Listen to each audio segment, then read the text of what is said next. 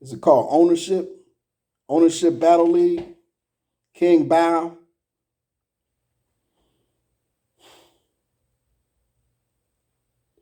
I'm usually not critical of owners, battle rappers. I don't blog much. I'm a reporter. I love hip hop. I love battle rap. But this was epically horrible tonight. This is bad. It was bad on damn near every level. This is just bad. This event was bad. LA, King Bow. It seemed like a grown man born in 1991, it makes him about 31, 32 years old, had a childhood dream, which is fine, to be a battle rapper that battles a god tier, which is damn near impossible to happen in anybody's life, whether you're a battle rapper or not. The chance to battle a Daylight, who's 2 decades in the battle rap, and is considered a god tier, at least the top tier, throughout most of his career, and especially now. He got the chance to battle Daylight. He had an event that was supposed to be a major event, the first big event of the spring solstice in battle rap across the country. People flying out to LA, a lot of promotion, good promotion. Had Cassidy doing the face-off. You know what I mean? Had some big names on the card. 5 battles. About 3 of them were major battles. You know what I mean?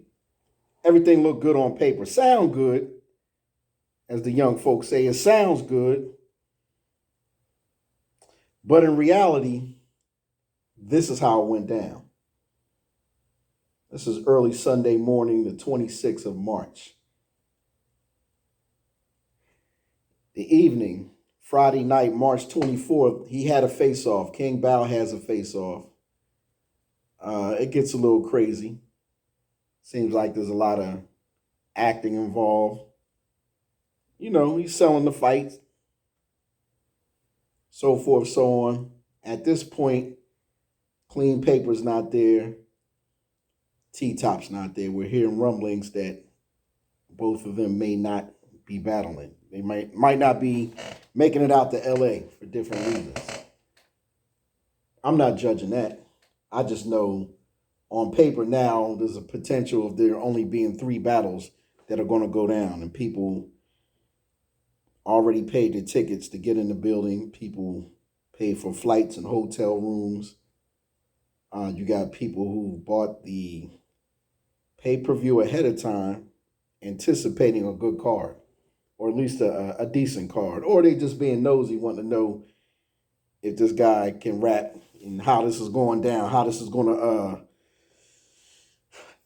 all gonna roll out, basically.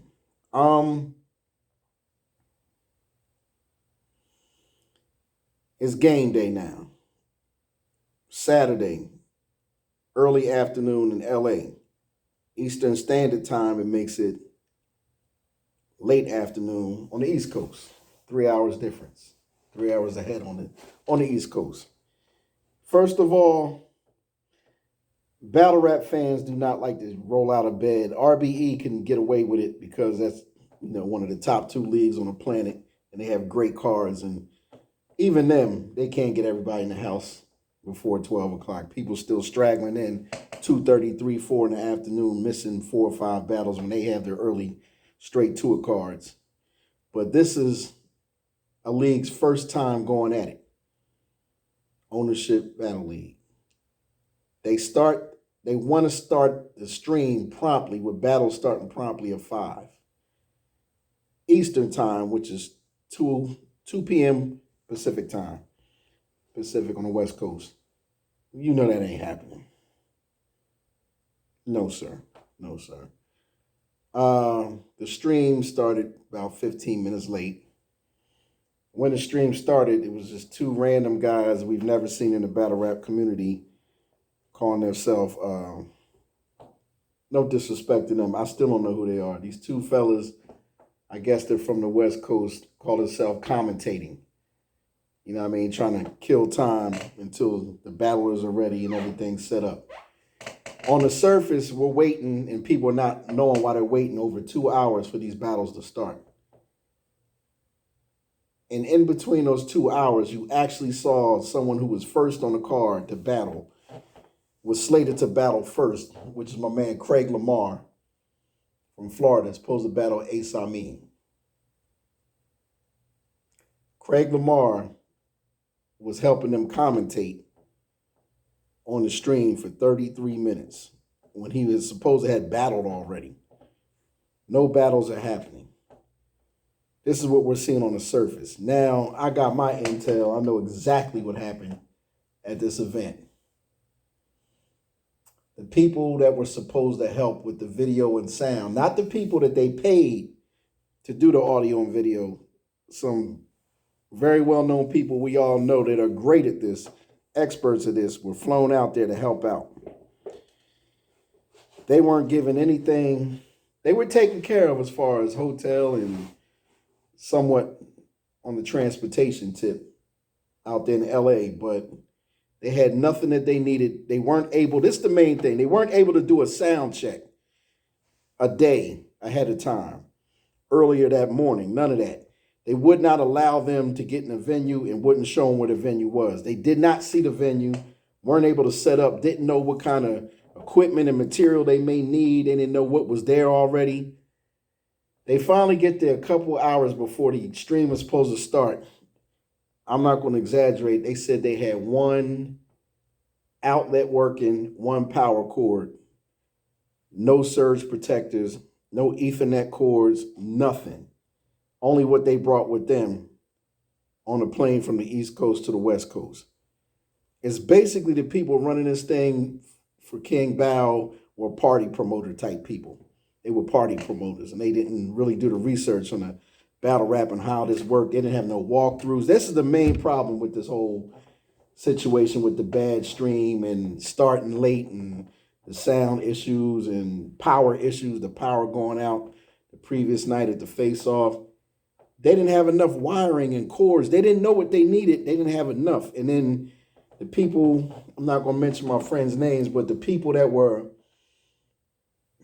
assisting, you know, trying to make this a smooth stream and a good event, they weren't getting what they needed in a prompt amount of time. They were telling them, you know, we're going to have to make a trip. Y'all need to give us some money, make a trip to get 152 or 3 for each camera, 150-foot Ethernet cords. If you know how long that is, that's like 5 first downs, like half a football field, like the same amount of length it would take to throw a Hail Mary on the last play of the game with all your might. 150 feet. They needed a few of them.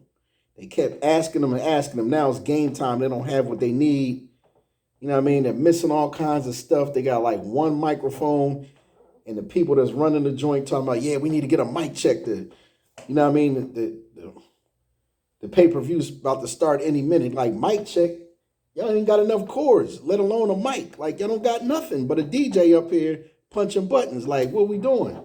Y'all didn't plan nothing. Y'all didn't let us in, you know what I mean, to the venue to see what's needed, what's not needed, what we got to plug up. Man, nothing was ready, basically, man. They were buying time.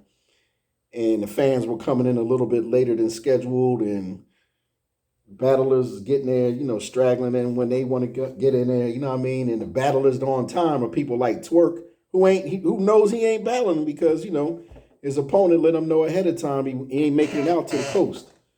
So, you know, they got Twerk there. He had some issues getting there, but they got him there. He gets there to find out that Top is not going to be there. And our boy had issues, you know what I mean? From what I understand, Clean was trying to get there. He had issues with his flight. He couldn't get out there. Ines was there, ready to rap. That's neither here nor there. We down 2 battles now. We went from 5 battles to 3 battles. They don't have the stuff that they need to hook up the equipment the way they need to hook it up. They finally get just enough stuff. Even when they went to get stuff, they didn't have what they needed to have. That's some stuff you should have had a week ago. The people should have let you in the venue days ago. You know what I mean? You should have had a run through the night before, worrying about a face-off. You should have had that stuff in there early in the morning. You know what I mean? Professionals like to be in there 6 to 8 hours before the live stream start, not a couple hours before the shit start to find out the place, the house where they housing the event. You know what I mean? It's a big place, like a stadium type shit. It's like they don't have nothing. You know what I mean? Nothing at their disposal. You got to go out and get everything that you need. Spend $400 or $500 worth of King Bow's League's capital to go get the stuff they should have had already anyway. And mind you, King Bow still want his own people running at Create For You or whatever. He want them running the live stream and doing it their way. You know what I mean? Not asking for too much advice. And when you try to give them advice, they was arrogant from what I understand. And they didn't want to listen. You know what I mean? There was even times during when the stream went down, when I called my peoples over there and let them know, if you think the stream is back up, it's not. Y'all can see it on your end, but from a consumer's point of view, from a consumer's look, we don't have it. You see the stream up and running, but we don't. You know what I mean? You got to tap in. And then they telling my peoples, nah, don't listen to them battle rap fans. They don't know what the F they talking about. The stream is up. Everyone can see it. No, none of us can see it. None of us can see the stream. They don't want to listen. They was arrogant. They just like some non-battle rap. They don't know nothing about this culture and this community and how serious the fans are and the media and the other rappers. People, when they spend their money, they want to see their shit. They don't like no half-assing when it comes to anything. We had enough bad experiences last year and this year already with, you know what I mean, with all that kind of stuff, man. All the technical stuff not going right, events not going right, rappers backing out or can't make it or whatever the situation may be. Been through enough drama. He talked a good game. We just wanted to see a smooth event, and we wanted to be entertained on a weekend where there wasn't no major battle rap shit going on. You know what I mean? We spoiled. We like to see some big events every week, and that's what we usually get late winter, beginning of spring when the weather's breaking. We used to somewhere, we outside somewhere. Well, this particular time, man, it was like, nah, it ain't that. It ain't that. The event was, I won't say borderline horrible. It was pretty bad, man. You only had 3 battles. First battle was decent at the best, but it, you know, wasn't no haymakers or nothing. Then you got to wait 2 hours in between to see the ladies rock. And when it's time to see the ladies rock, there is no stream. You know what I mean? We had to settle for people filming on the side of the stage and, you know, people bootlegging and what have you. But anyway, we could see the footage. We saw the, you know, as much as we can get. You know what I mean? The video wasn't good. The audio wasn't good. But shit, it wasn't good when the stream was up. It was glitching and stopping. They didn't have the right bandwidth. You know what I mean? What do you call it? The Wi-Fi signal wasn't good to start with. You know what I mean? Internet speed, that's what I mean. The internet speed wasn't right. That's the main thing. You got to check that internet speed like damn near a half a day or a day before. You're supposed to know these things before you step in the building, man. They didn't want to know nothing. They didn't care. There was even certain people that were helping them out to have the footage, have good footage. They didn't even want that footage. They didn't want to switch. This is what's going to make y'all mad. They didn't even want to switch to their version of the live stream. A certain company that's great at this was right there to help them. And they were like, these arrogant people didn't even want to listen. They were like, if it's not working out for you, go through our stream, let us record, we'll work it out later, get the people what they want. They didn't want to do that, man. They'd rather not have nothing than to have a black man, a black company help them flourish and do it the right way. That's arrogance right there when you're failing and you would rather fail than succeed with someone else's help that's right there to help you. That's the silliness. That's like, that kind of behavior don't belong in hip-hop, let alone the little battle rap community, which is just one excerpt or one division of hip-hop. So you kind of like shitted on the whole hip hop, the battle rap community first. King Bao, respectfully, you know what I mean? Then I don't follow MMA and all that stuff. I know a couple of the big names, but I don't really watch that stuff. But respect to those that do. But I'm thinking this guy is like the equivalent of one of the great ones, like one of the world champs or something, a former world champ, great contender. Then I looked it up, and he only got 9 professional battles, unless Google is wrong about it. They said his record is 6-3, which is a good winning record. Wins 66.7, 66.6%, 666. You win 2/3 of your fights, and you're 0-1 in battle rap. Even Daylight afterwards tried to give him some advice. You can't scream and be aggressive through all 3 rounds if some of your material is not gun bars and you're not talking about tough guy stuff. So why would you be loud and aggressive through the whole thing? You got to change the pace. You're turning people's ears off. You know what I mean? People are tuning you out after a while because of your cadence and your loudness. It doesn't match what you're talking about. Now, he's giving him some, sound advice after the battle. He said, but he wouldn't mind seeing him again if he works on some things. So, he did a lot of arrogant talking. He sold the fight. He didn't do horribly. He was okay, but, got some stuff to work on if he ever wants to do this again. But the main thing is, forget how he did in the battle. It's about the event, not just himself. It's about the event, bro. And it's like, respectfully, it's like the event was bad, man. The planning was poor. The people you had that you hired and paid to do this were bad. You could tell they didn't do enough research. They're party promoter type people. This was bad, man. This is bad from beginning to end. Kind of put a stain on battle rap. This is not how we do things, man. But if you do it again, man, tie into some battle rap people to do this. Remy Ma had the same issues, and she worked on it, and she got dialed in with the movers and shakers that make for successful battle rap events, and she's getting much better, and she's having major events that people really are enjoying. Here goes what kills me about the King Bao situation. After the battle's over and they leave the venue, these people are going out to party instead of recovering what footage was filmed by other people that you can probably use and still put out there. It's like they don't even care. They know it's a wash. It's like whatever's whatever. What happened is what happened. What didn't is what didn't. We out. That was, I don't know. Maybe I'm wrong, but that seems kind of immature. You know what I mean? It's like, I feel bad for brothers like Enes and Daylight, like put their time and effort and travel into this, and Ace Amin and Craig Lamar. And I know RX was already right there, but she had to prepare. I hated that the RX Jazz battle wasn't on a better platform.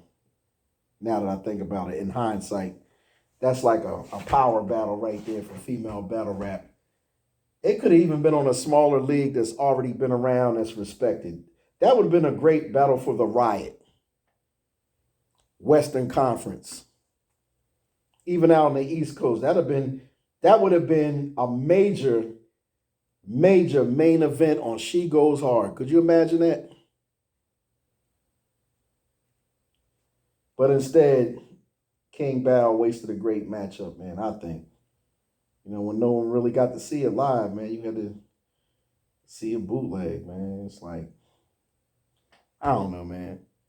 A lot of people, and this time is money too. A lot of people, they base their Saturday afternoon and early evening around this event, staying around the crib. The people that didn't go out there to Cali to see it, they around the crib spending $29, you know what I mean?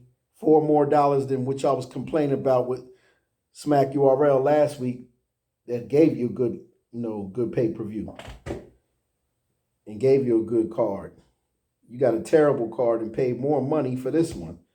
Now people want their money back. And I don't even know what they're going to do about that. Are they going to reimburse all these people, man? Or are they just going to let it slide? Or are they just going to disappear and act like none of this ever happened? Only time will tell. But I think a lot of people are looking forward to see if King Bao addresses this whole nasty work weekend. I mean, it would be the grown-up thing to do. It'd be the commendable, honorable thing for that brother to do is explain everything to us. And hopefully it'll match what I said, match the information that I gave you as far as the honesty of what really went down. But I don't know. I don't do blogging much, but my spirit moved me to say something about this, man. This ain't right. You can't come in here and hype these people up and make us think like you overnight gonna be one of the top 10 events or Battle League, new Battle League, or put it this way, you act like this was gonna be one of the biggest things that ever happened to battle rap. It's one of the worst things overnight that ever happened to battle rap. It was a sham. I don't want to call it a scam, but I'll call it a sham. I think King Bao had great intentions, but he didn't do the homework. He didn't do the research. Even if he's just acting and he's not that arrogant, he came off as arrogant to the culture. Cassidy was going in on him during the battle, and rightfully so, because you did disrespect the hell out that man in the face-off. He disrespected you right back, or he was more of a good sport about it. But I don't know. I don't know how much of it was acting, how much of it was emotion at the time. But it just, the energy was just, it was just off. It was strange, like the whole promotional period, and really during the last 24 hours or so, it was just some strange energy, and it just didn't turn out good. And it was just altogether not good. It was maybe a couple little Jazz and RX kind of like saved the whole weekend. They made it. I can't even say that because 99% of the people that paid or planned to see Jazz and RX did not watch that battle in its entirety. They didn't see the battle. I was lucky enough to see the battle, but they didn't get to see it. So it was pretty much a wash. But yeah, good luck and fortune to King Bao in the future if he decides to stick with this aspect of hip hop called battle rap. But if we don't see your league again, or you don't move forward with any aspirations of rapping again as far as battle rap, that's fine too.